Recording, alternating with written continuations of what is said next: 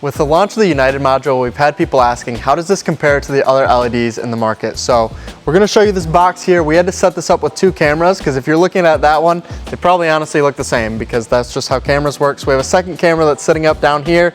So that camera will switch over and we'll be able to show you the differences between these two. So to start, we have the new United 0.8 module, which is on this right side. And then the Qwik Mod 2 is here on the left side. And if you look at this camera here, well, you can see the right side is a little whiter, a little brighter than this greenish looking Qwik Mod 2 that's on the left. It's not a lot brighter, right? We're talking 8, 9, 10% brighter maybe, the United is, than the Qwik Mod 2s.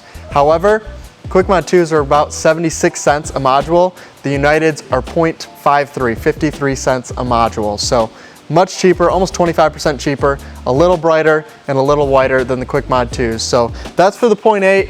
We're gonna go ahead and swap this out and put the 1.2 modules, 1.2 watt modules in there, and we'll show you the difference between that and the Kestrel 2100s.